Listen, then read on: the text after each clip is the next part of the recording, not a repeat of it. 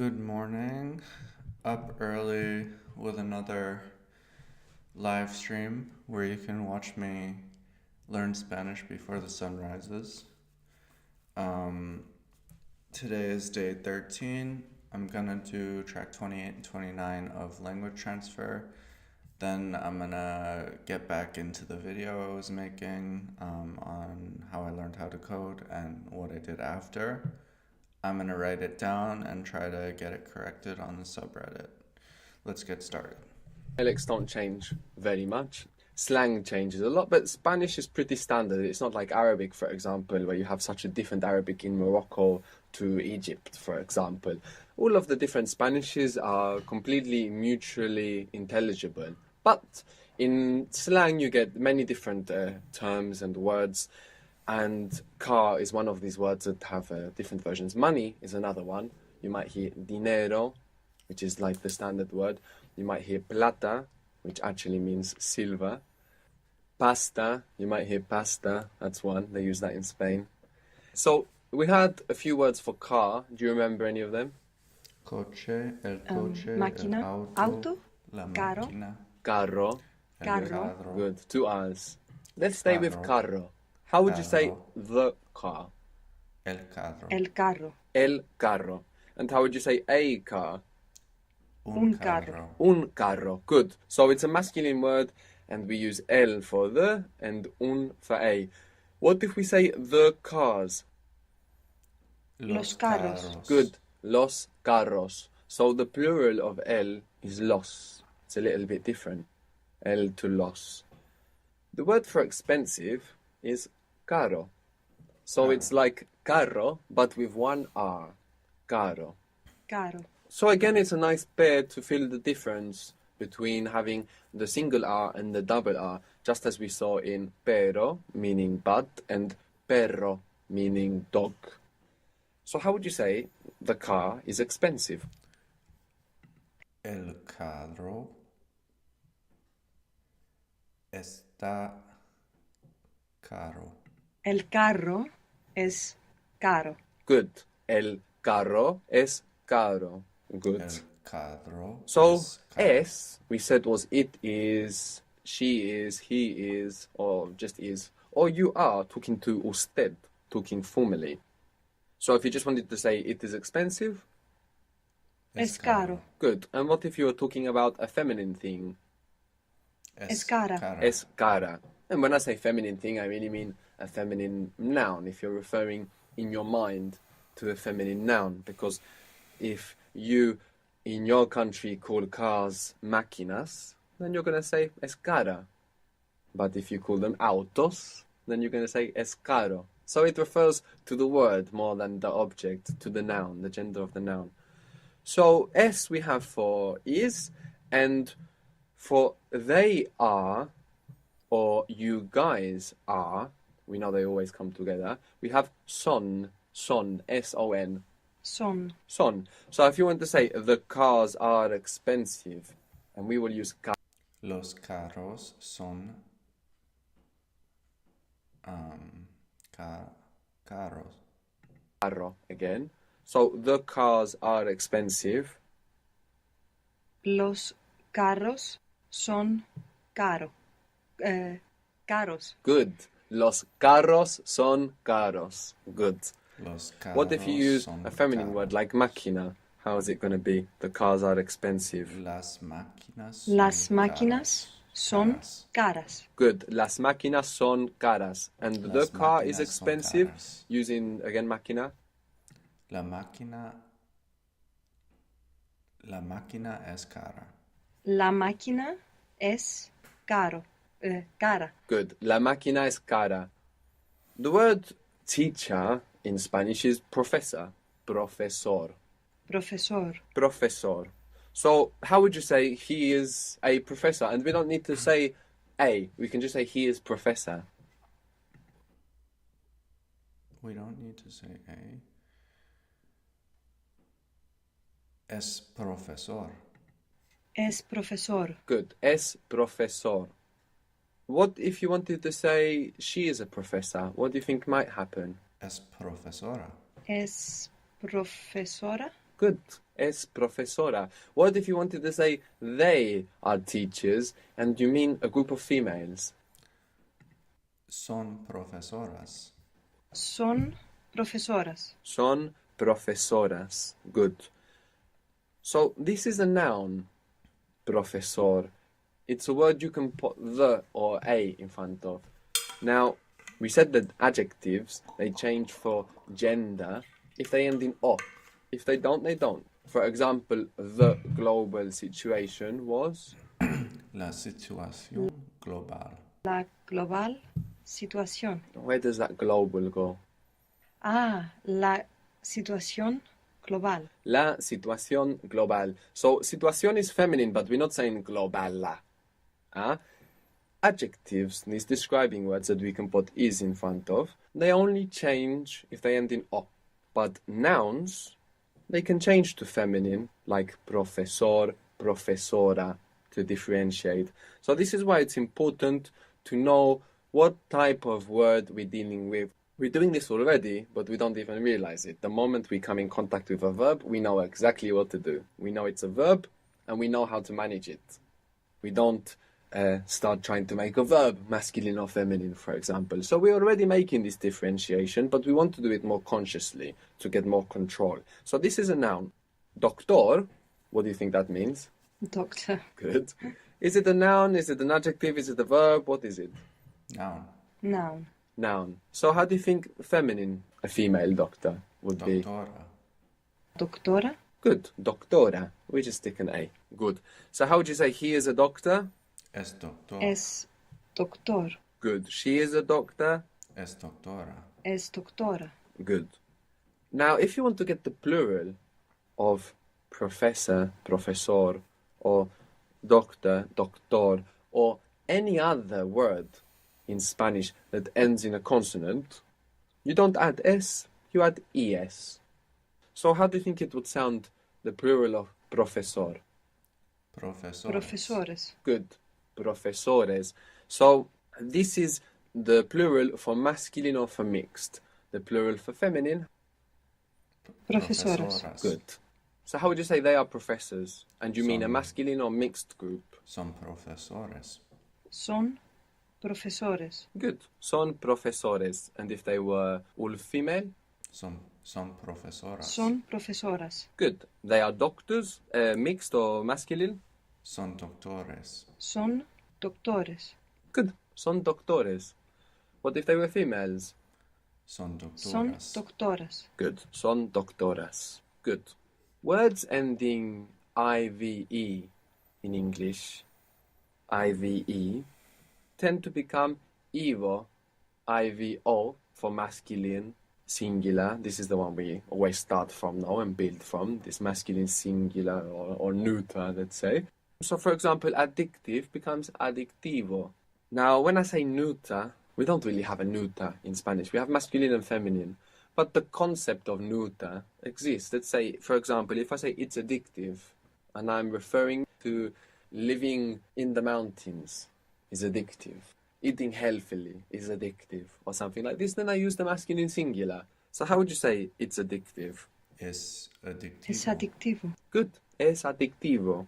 How would you say he is positive?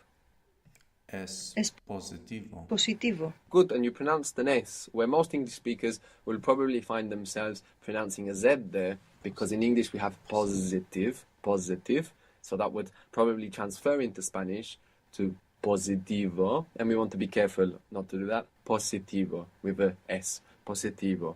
She is positive? Es positivo. Es positiva. Good. They are Es positive. positiva. Son Son positivos. Good. They are intuitive. Son intuitivos. Son intuitivos. Good. Son intuitivos. What if you meant women? Son intuitivas. Intuitivas. Good. Son intuitivas. She is very attractive. The word for very is muy, and it's spelled M-U-Y. The Y, you can imagine it like an I. Yes. Muy. Es Muy. muy atractiva. Good. So she is very attractive. Es muy atractivo.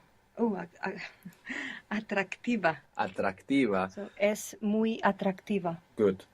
atractiva is showing us that it refers to a female, so this would probably help us work out who we're talking about. But maybe we would want to say it to clarify or to emphasize or to contrast. So how would you say that using the word for she? She is very attractive. I always Ella get confused muy- on that. ella If it's es el muy or if it's la or ella. So I want you Yeah. to spend some time to think about it and not guess. Ella es Think about which muy is which. Make a atractiva. decision. Her is la. Good. Ella es muy atractiva. Good. Ella es muy atractiva. How would you say she is very creative? Ella es muy Ella es creativa, muy creativa. But she's aggressive. pero Pero es is it agresiva? agresiva.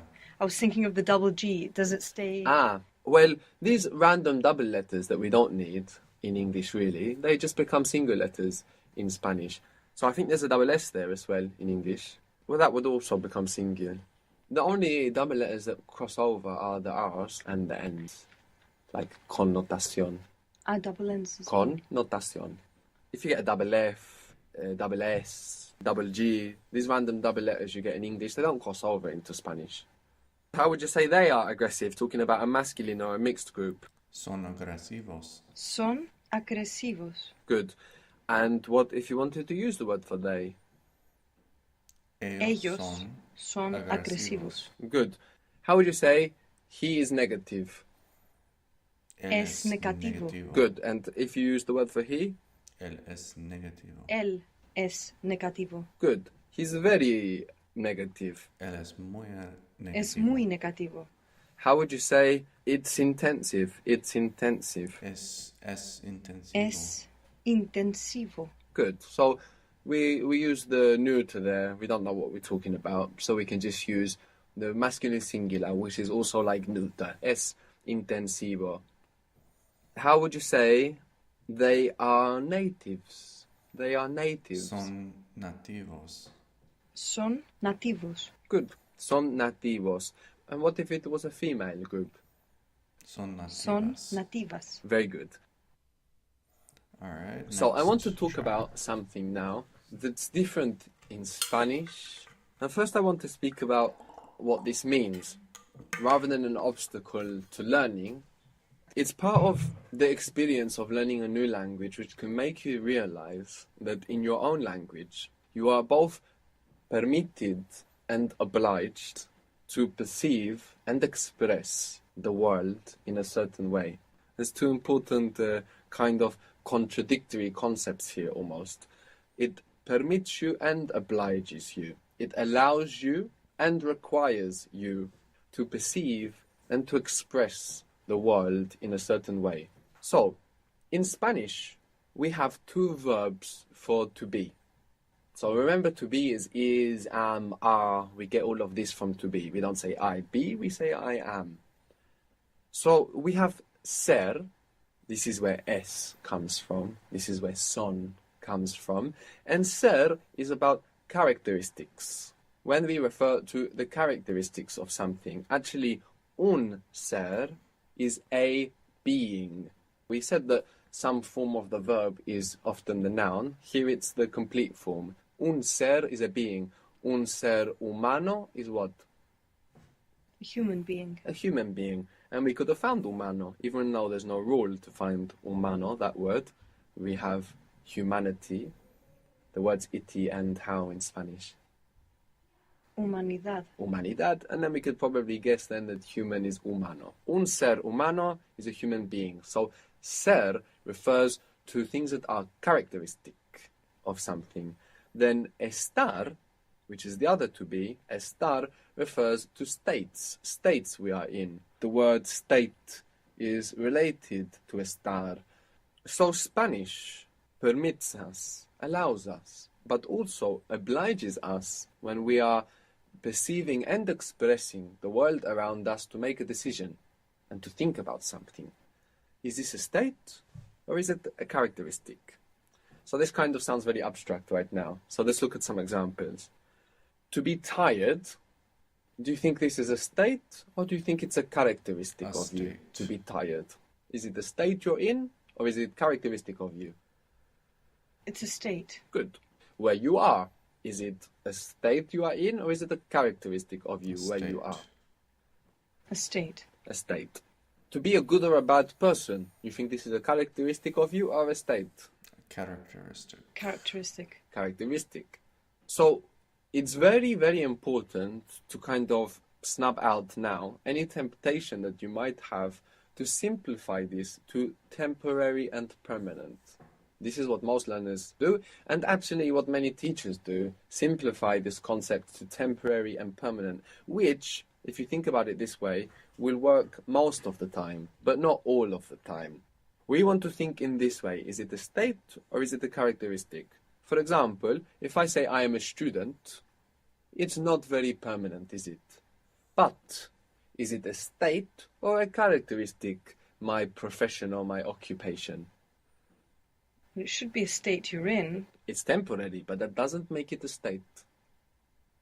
Your profession, according to Spanish, is characteristic of you, even if you do it for 5 minutes. I guess it's the same, for example, you said before with the word aggressive. Someone can be aggressive and they can change, so that stops it from being permanent. But it's still a characteristic. Exactly, and we will see actually some adjectives we can use with both ser and the star to give different meanings. But the great bulk of them go with one or the other. This is Spanish conceptually deciding whether it's a characteristic or a state, forcing us to make this differentiation and to express it. Let's look at the forms. Let's look at the forms of estar to begin. Now, I am from estar is estoy. Estoy. So it ends oy. We already saw another verb that ends oy, which is voy. Boy. I go or I'm going. Estoy. Estoy. Estoy. Now, to be is a very irregular verb in most languages. Look at English. From to be, we get am, is, are, was. But this is actually not so irregular. We have this little irregularity. Oy, estoy. Estoy. And the other irregularity that we have is that this verb is the only verb in the entire Spanish language that doesn't have the accent on the penultimate syllable in the present tense. So, it's not estoy, it's estoy. The accent's on the ending. This hasn't Estoy. happened until now, and it Estoy. won't happen again. So, we have estar, and from estar we have estoy. Now, all of the other forms are regular. We build them how we would expect to, with the exception that the accent will be on the last syllable, and it's the only verb in the entire present tense that has this characteristic. So, how would you say he is, she is, it Está. is, you are from estar, using estar? Está. Estar. They or for you guys? Están. Están. Good. And make it for you informal? Estás. Estás. Good. And for the we version, the accent is where it should be, because we're adding Estamos. 2 syllables. So give me the we version. Estamos. Estamos. So that's it, that's your set. Estoy, está, están, estás, estamos. The word for tired is cansado. Cansado. Cansado. Cansado. C-A-N-S-A-D-O. Cansado. Cansado. Good. So how would you say I am tired? This is a state. Estoy cansado. Estoy cansada. Good. Estoy cansada. Estoy cansada. Good. We are tired. Talking about a mixed or a Estamos- masculine group. Cansados. Estamos cansados. Good. Estamos cansados. What if you were all female group?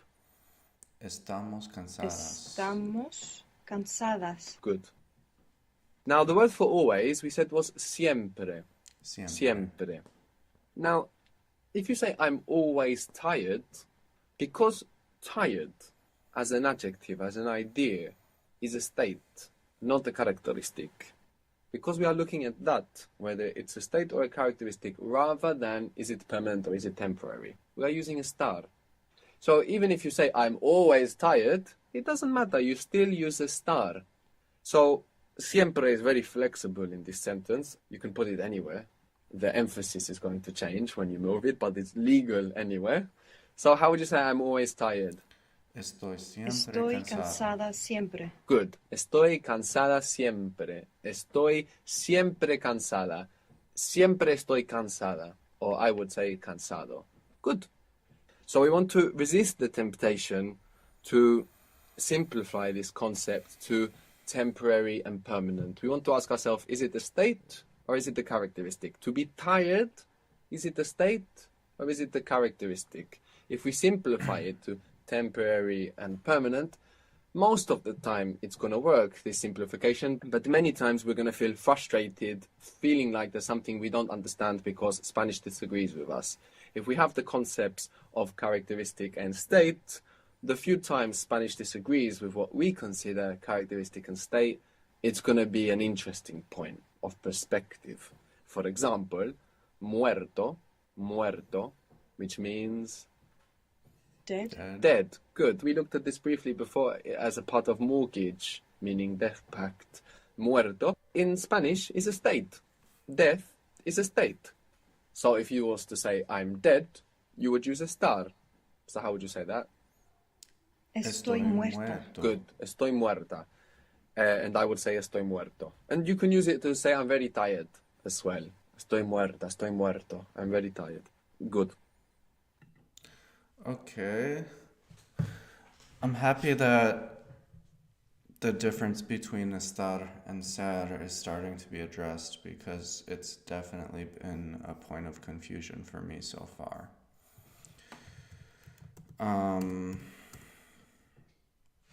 Now I want to get into the video, and as a reminder, when I first made this video, I started memorizing part by part, but then on the third day I decided to just get it all out and convert it from English to Spanish. And then yesterday I started kind of putting it into memory and going through the whole story. What that means right now is that the story sounds a bit less natural than the last story that I told because it's a bit bumpy to get it all out. But I did get to spend a lot of time focusing on points in grammar and new vocabulary. So we'll see if this is the way to go long term, but as of now, that's what I did. All right, plan is to make the video once or twice. Make the video once, write it down so that I can get it corrected, and then make it again. So let's go. This is a picture. It's every day.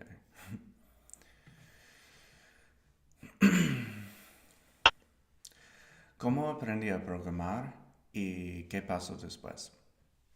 En la universidad estudié filosofía y física, no informática. No sabía programar en absoluto.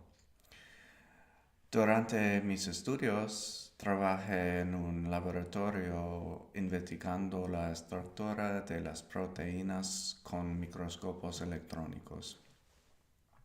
El laboratorio estaba lleno de biólogos, pero necesitaban trabajos de programación. Acepté el reto.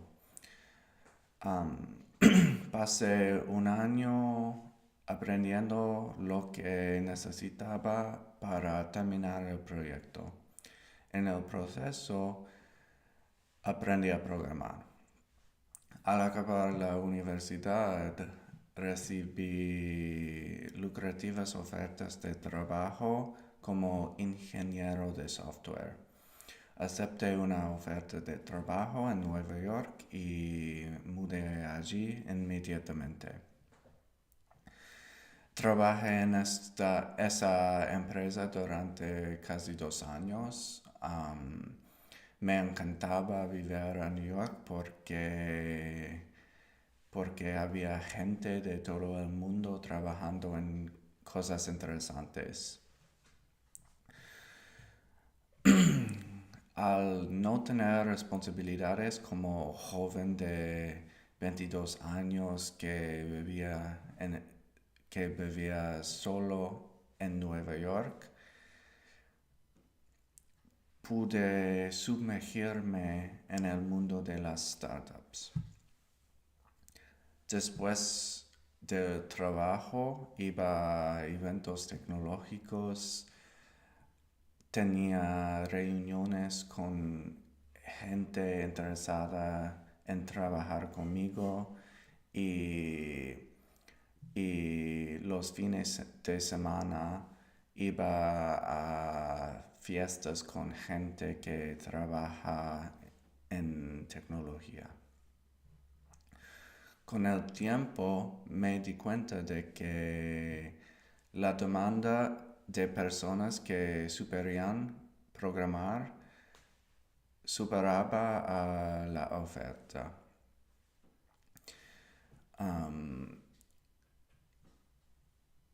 La industria necesitaba más programadores. Esto era fácil de ver porque todas las empresas buscaban programadores y contrataban a cualquiera que dijera que podía construir proyectos sencillos.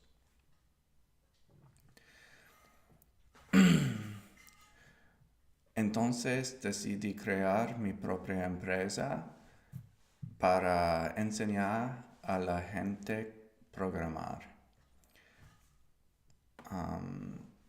Al principio enseñaba a la gente en persona, pero había tantos alumnos potenciales que necesitaba una forma de llegar a más personas. A más gente. Yo y mi amigo y yo creamos una de primeras plataformas de aprendizaje en línea de programación. Alright, that was not as bad as I thought it would be.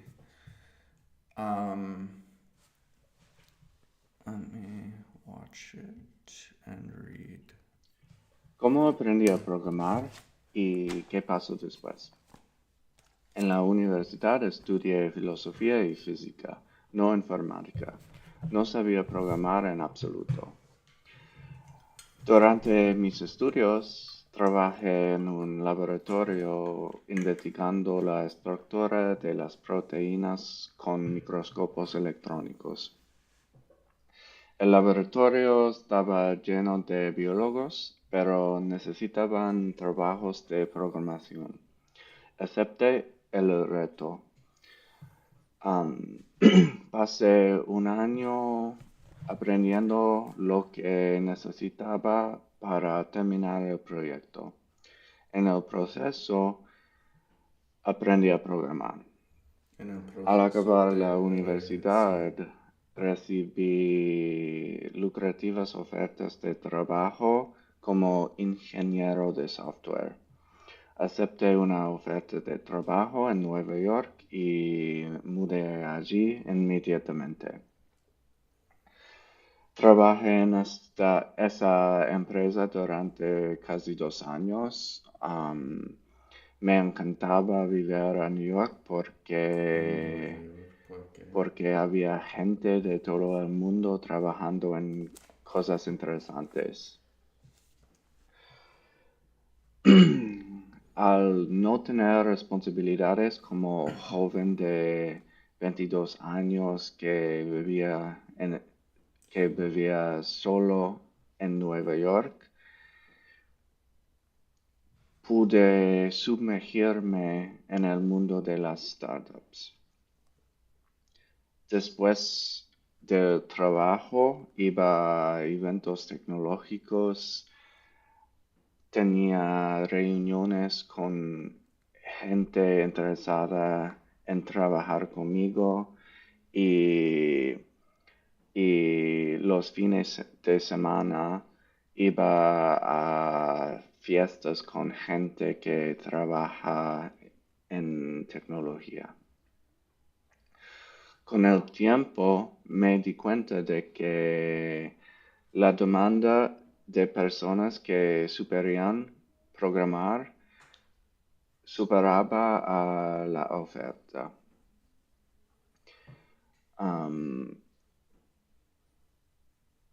La industria necesitaba más programadores.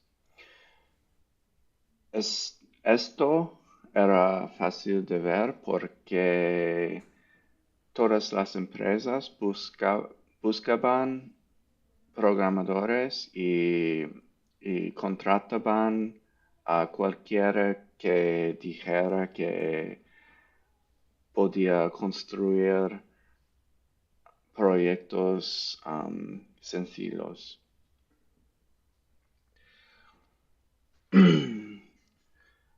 Entonces decidí crear mi propia empresa para enseñar a la gente programar.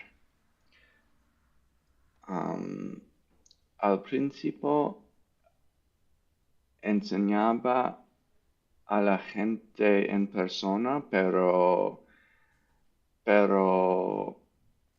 había tantos alumnos potenciales que necesitaba una forma de llegar a más personas. A más gente.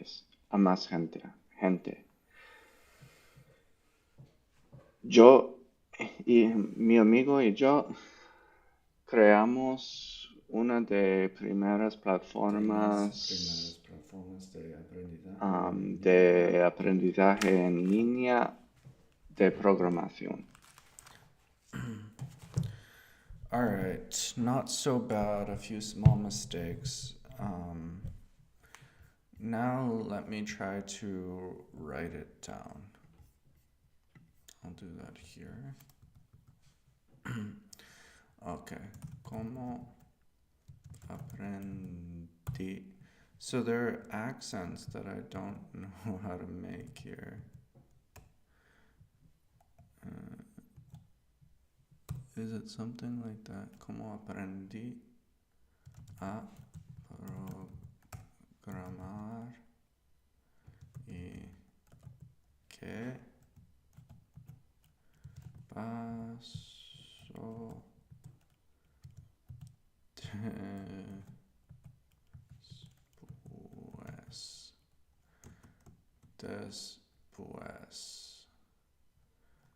después. ¿Cómo aprendí a programar y qué pasó después? So the accent is on the wrong letter.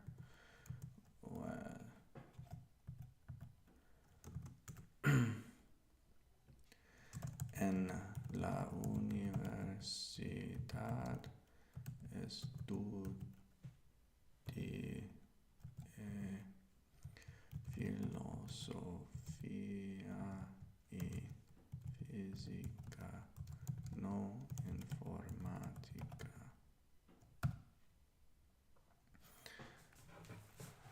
En la universidad estudié filosofía y física, no informática.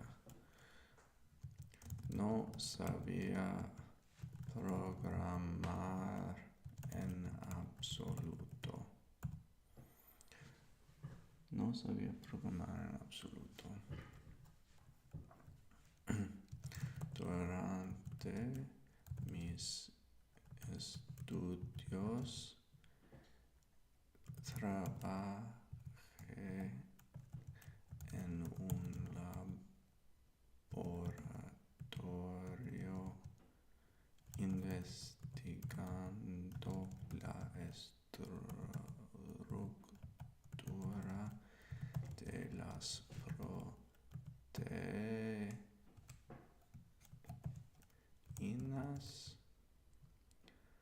con microscopios electrónicos.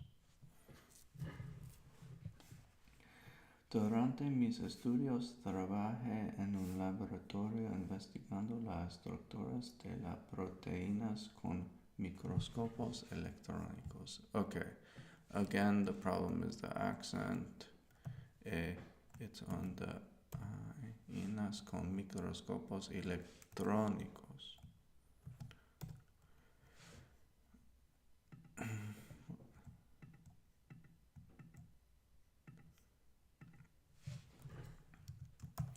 El laboratorio estaba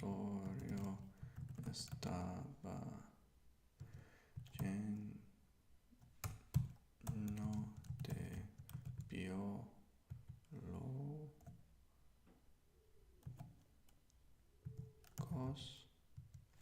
pero necesitaban trabajos de programación.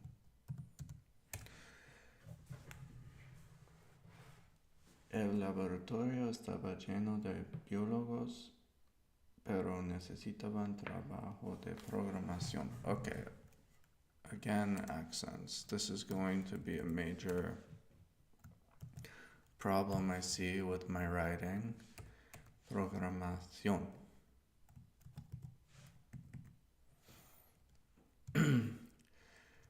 Acepte el reto.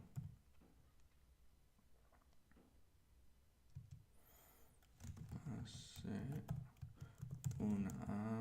How do I make this ñ? Año. Aprendiendo lo que necesitaba para terminar el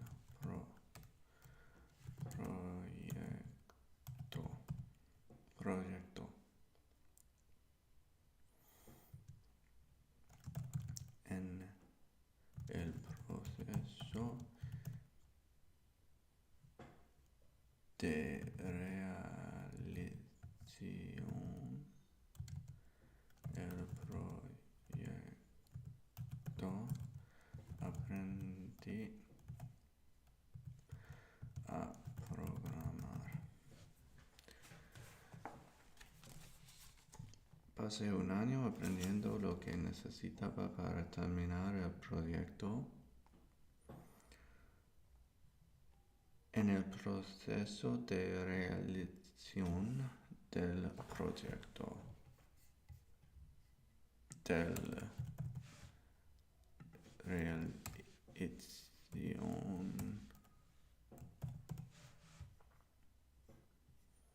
del proyecto aprendí a programar. Al acabar la universidad, recibí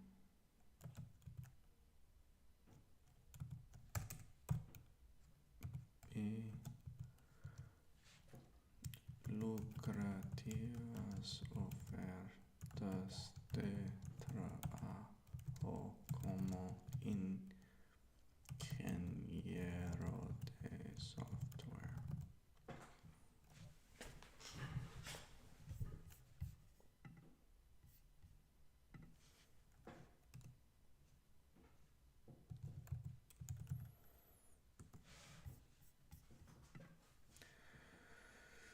Como ingeniero de software,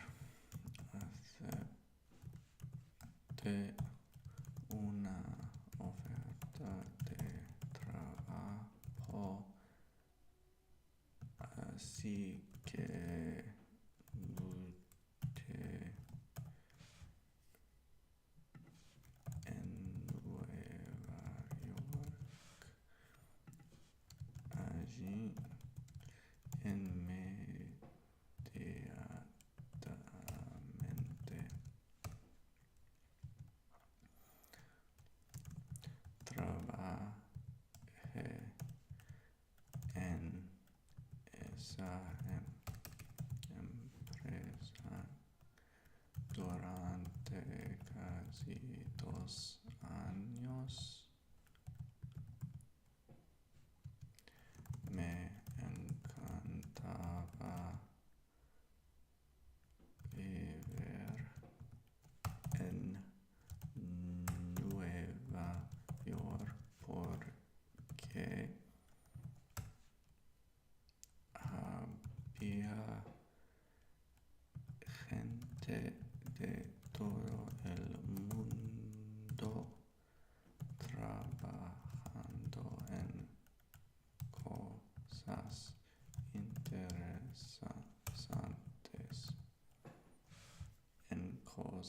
interesantes.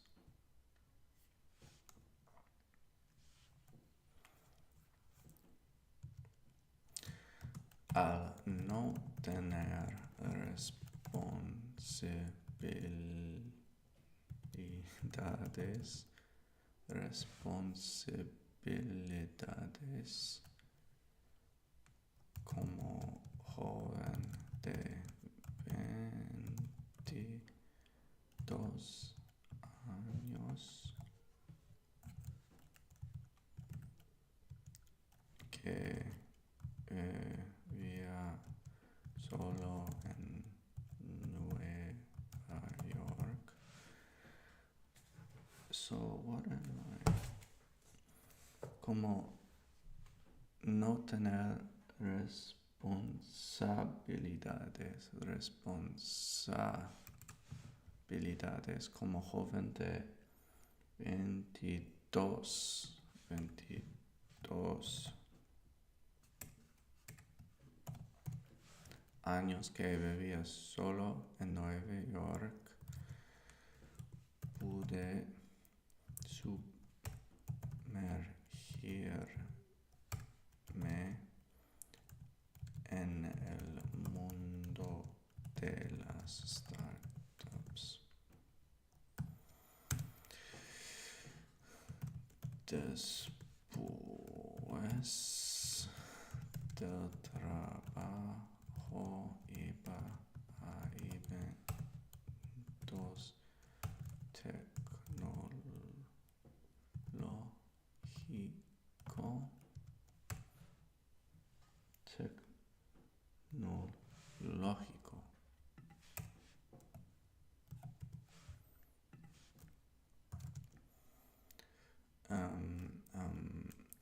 Tenía reuniones con gente interesada en trabajar conmigo y los fines de semana iba a fiestas con gente que trabaja en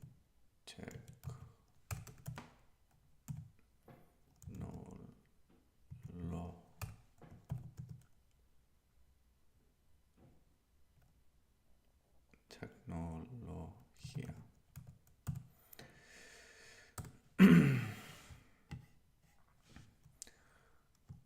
Con el tiempo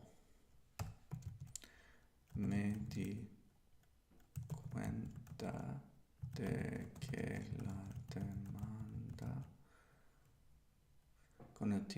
di cuenta de que la demanda de personas que supieran programar, que supieran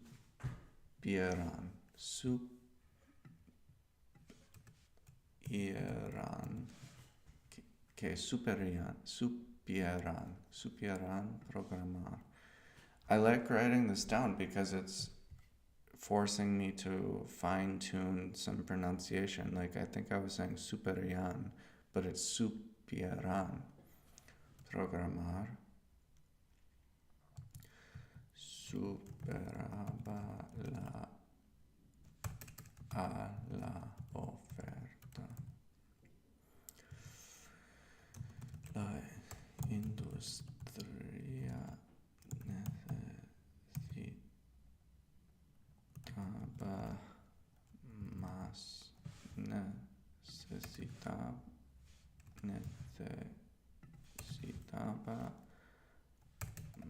más programadores.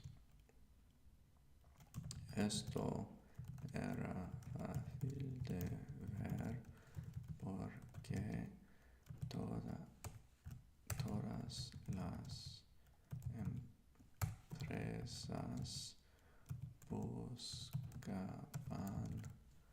programadores y contrataban a cualquiera,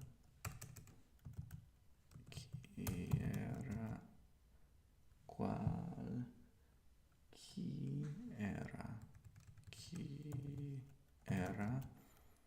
que dijera que podía construir proyectos sencillos.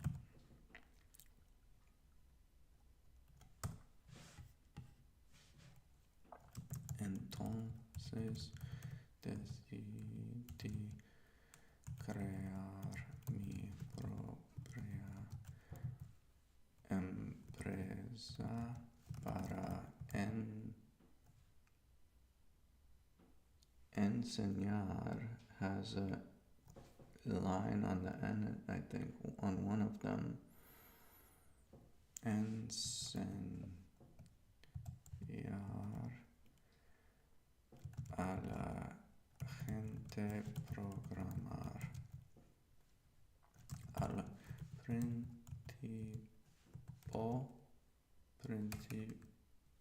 principio enseñaba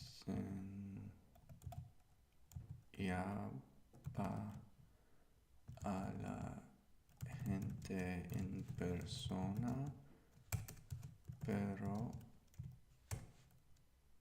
había tantos alumnos potenciales que necesitaba una forma de llegar a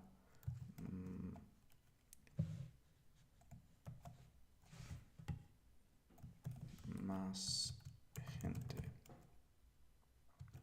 Mi amigo y yo creamos una de primeras plataformas de aprendizaje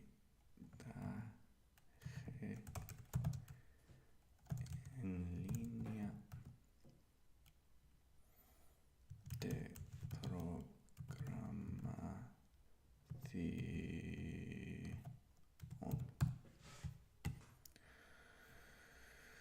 Alright, so I'm gonna get that corrected. Let me try to get the video out one more time.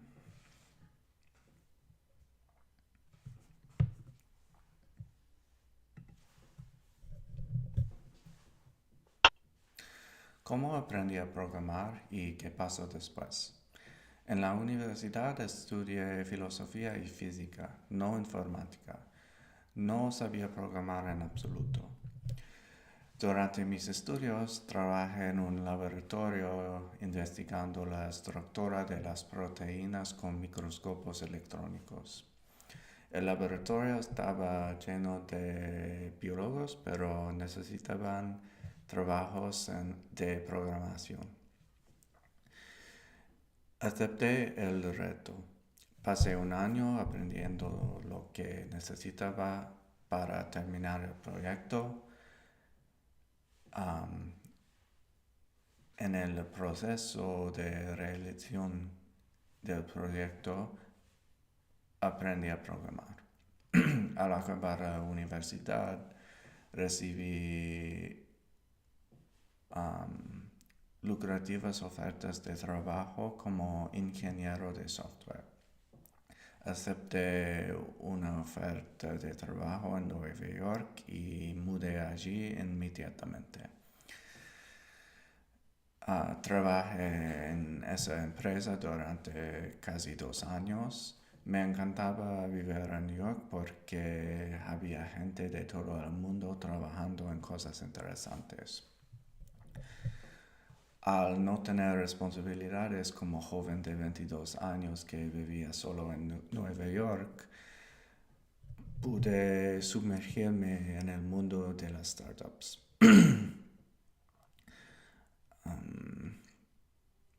Después del trabajo iba a eventos tecnológicos, tenía reuniones con gente interesada en trabajar conmigo y los fines de semana iba a fiestas con gente que trabaja en tecnología.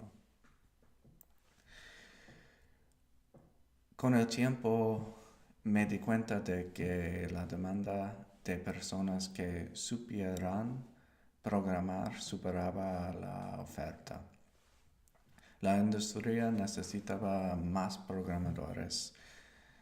Esto era fácil de ver porque todas las empresas buscaban programadores y contrataban a cualquiera que dijera que podía construir proyectos sencillos.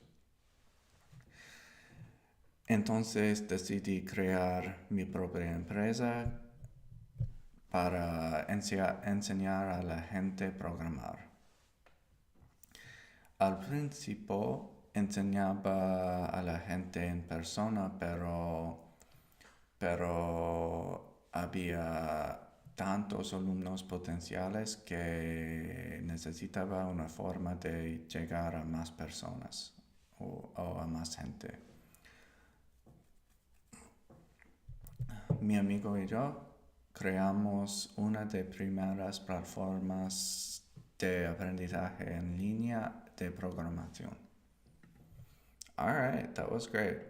It felt a lot better to do that after writing everything down because I was able to focus on the details of everything and kind of think through it for the first time. So I gotta wrap up the stream bit early today. I'll get back to this tomorrow, hopefully with a corrected or improved story. And